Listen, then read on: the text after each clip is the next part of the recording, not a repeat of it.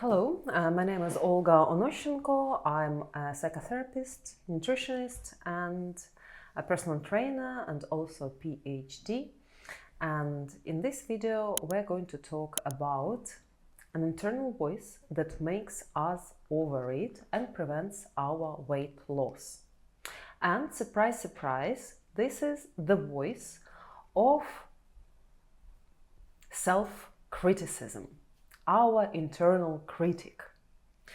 And in this video, I will explain the mechanisms, how our internal critic makes us overeat, how to tell constructive criticism from toxic criticism. We'll talk about how this toxic critic may hide inside us, how to detect it, and how to get rid of it so that it doesn't spoil your life and doesn't ruin your fitness progress. So very often my clients say that my internal critic is just a realist and I have high standards and it helps me grow.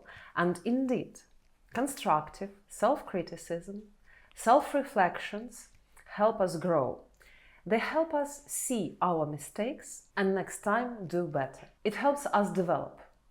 But we need to differentiate this constructive self-criticism and toxic, shaming self-criticism, which does not help us develop but paralyzes us. Every time we make a mistake or we get into a hard situation or we look at the mirror and we don't like what we see, or we eat an extra cookie, or we fail to get to the gym, internal voice switches on.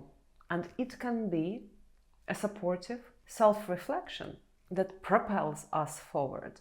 It also can be an internal self-attack, aggressive self-attack, which becomes an enemy of our progress. So how constructive self-criticism looks like? I made a mistake here. What can I learn from this? What can I do not to make this mistake again? This approach didn't work. I will try again, and then if it doesn't work again, I will try a different strategy. I didn't reach my goal, but I can see specific areas I can improve and reach the goal next time. That was a poor choice of mine. I understand why now, and I know how I can do better. Whereas self-attack sounds like, I'm such an idiot for making this mistake. I always mess everything up. I'm a failure and will never get this right. Everyone else can do this. What's wrong with me? The difference is clear. Constructive self-criticism addresses specific behaviors, whereas self-attack targets your entire identity and offers no solutions. When you fall, constructive self-criticism helps you rise. It gives you a hand, helps you get back up. And self-attack kicks you while you're down, ensuring you will stay there longer. Why is it important to get rid of self-attacking? Not only it spoils our life, our relationships with others, halts our career, makes us overeat. It also activates threat system in our brain. And threat system means that our nervous system is activated. And when it's activated, we need to calm it down. And how do we calm things down? We use coping strategies. If you struggle with weight loss, if you have extra weight, and if you're prone to emotional eating, I bet your coping strategy is food. Every time we need to self-soothe, to self-regulate, and we don't know how to do it, we use food. We eat when our nervous system is activated. We can also approach it from different side and look at it as activation of shame and guilt by inner attacker. And shame and guilt, especially shame, especially that feeling of badness, not being good enough, is very painful emotion targeted at ourselves. It is very hard to regulate this emotion. No wonder we reach out for cookie, for chocolate, for something calorie dense, or for too much food in order to cope with this emotion. Again, it's boiling down to coping strategy. So please let me know in comments, how does your inner voice react to mistakes you make? Does your inner voice sound more like an Olympic coach? A wise, compassionate Olympic coach that wants you to achieve your maximum potential? Or does your internal voice sound like a bully telling you that you're not good enough and you're flawed as a person? Drop a comment and let me know, because recognizing this pattern is the first step to changing it. So now you understand what's the difference between self-criticism, which helps us get better, which helps us develop, grow, and self-attack, which paralyzes us and actually prevents us from growth. You also understand why it is important to get rid of toxic inner critic, destructive self-criticism. The problem is, very often this self-criticism is so deeply ingrained in our being that it's very hard to detect when it is activated. Very often it's chronically activated. So let's look at different signs and symptoms of activation of internal critic. Because it's not always an obvious negative self-talk. It often operates beneath the conscious awareness through patterns of behavior and physical responses, and also sometimes it hides, it masks. So let's explore, let's learn to detect. And when we can detect, we can deal with it. So behavioral signs. Perfectionist paralysis. You avoid tasks and opportunities because the outcome might not be perfect. Chronic procrastination. Delaying action due to fear of not meeting impossibly high standards. Over-apologizing. Constantly saying sorry for minor mistakes and imaginary transgressions. Difficulty accepting compliments, deflecting praise, or immediately countering it with self-depreciation. And addiction to comparisons. Constantly measuring yourself against others and, of course, finding yourself lacking. Next, physical and emotional symptoms. Body tension, tight shoulders, tight jaw, chronic tightness in stomach when thinking about your performance or possible mistakes. Next, exhaustion, feeling drained from constant inner battle, even when external stressors are minimal. Anxiety spikes, increased worry and distress when facing evaluation or potential mistakes. Emotional numbness, shutting down feelings to avoid the intensity of self-judgment. And sleep disruption, racing thoughts about failures or fears, keeping you awake. And finally, cognitive patterns, my favorite ones, all or nothing thinking, viewing situations in extremes and no middle ground, catastrophizing, immediately jumping to worst case scenarios when something goes wrong, mind reading, assuming others are judging you as harshly as you are judging yourself, and mental rehearsal of failure. We often think about what can go wrong and only what can go wrong, and never think about what could go right. And as someone who is constantly attacked, who used to be constantly attacked by this inner toxic critic, I learned in therapy to identify symptoms of my critic, because it would never say a word, but it would just look. It feels like inner gaze that looks at you with disgust. So where it can hide? First of all, chronic shame without cause. That constant feeling of badness. A persistent feeling of being fundamentally flawed. And very often you cannot even pinpoint why. It's always with you by default. It's your default mode. Something is wrong with me. I'm not worthy. I don't belong here. Second, overreaction to mistakes. Minor errors trigger panic, self-destructive behaviors, emotional meltdowns, and they're often disproportionate to the situation. You send an email with a typo and imagine the end of your career. You are going to be fired. You forget someone's name at a party and you consider leaving immediately. A small criticism from your partner ends in hours of spiraling thoughts about how awful you are, and you are a person who ruins everything. Third, inner ban on rest and pleasure. If I rest, I'm lazy. And pleasure means selfishness.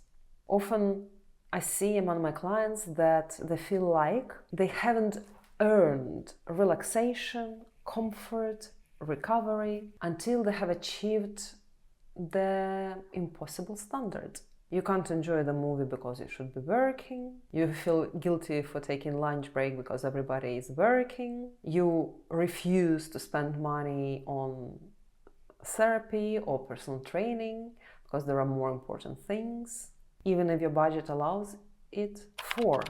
Universal comparison. You constantly compare yourself to others and you assume that literally anyone could handle the situation better than you.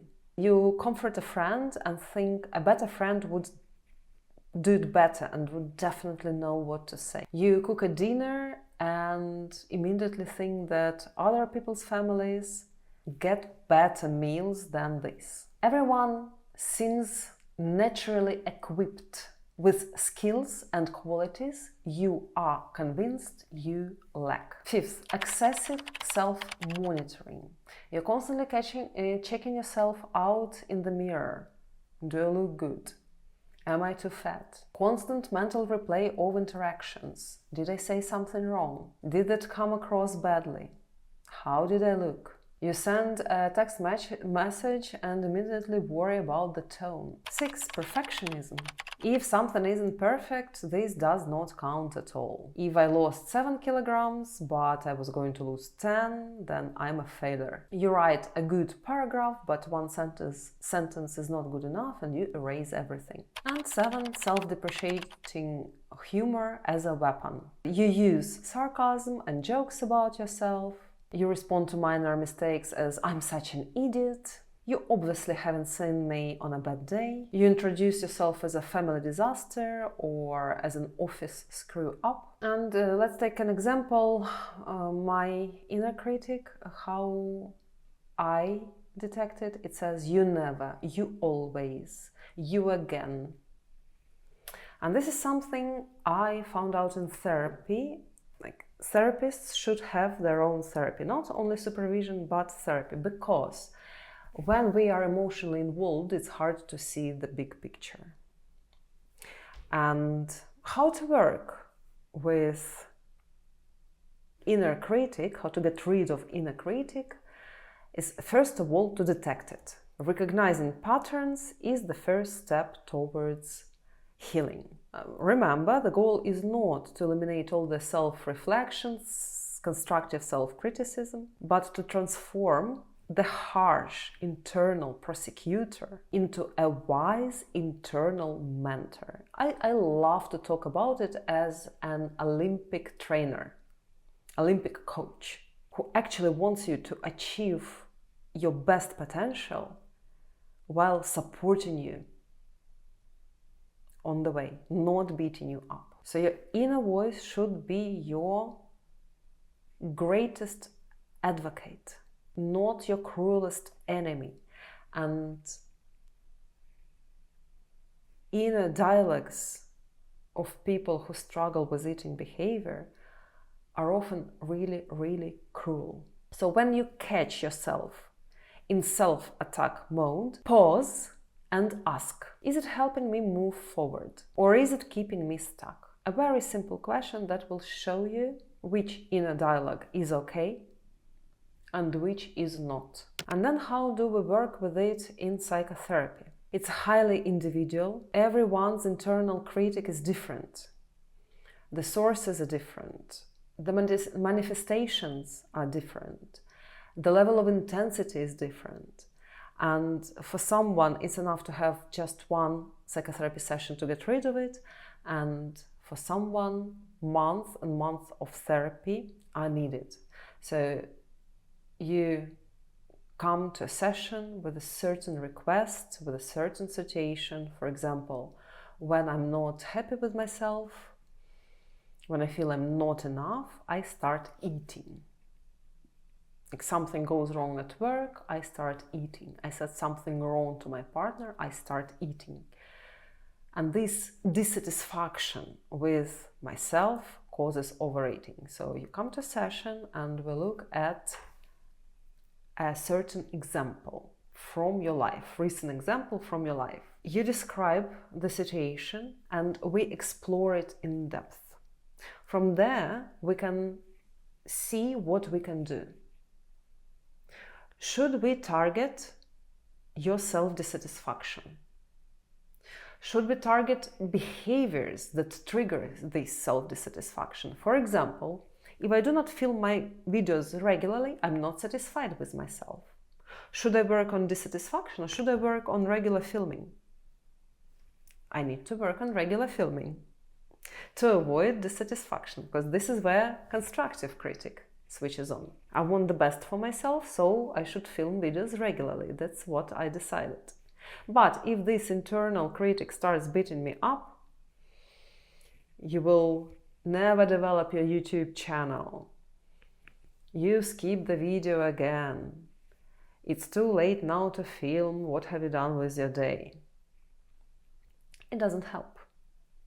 It doesn't help me to look and analyze what I can do better. How I can be more productive. How I can be more consistent with my YouTube videos.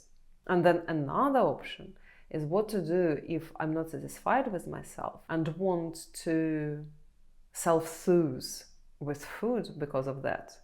How not to reach for food, how to self-soothe in a different way. This is also an option.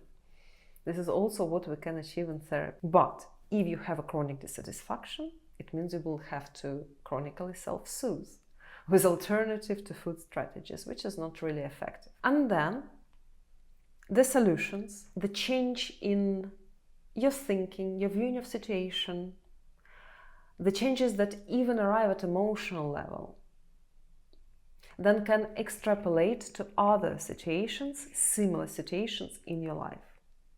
And then next time you bring next pattern to therapy and we do the same, and then you take it into your life, you work on it, you get used to this new way of thinking and acting.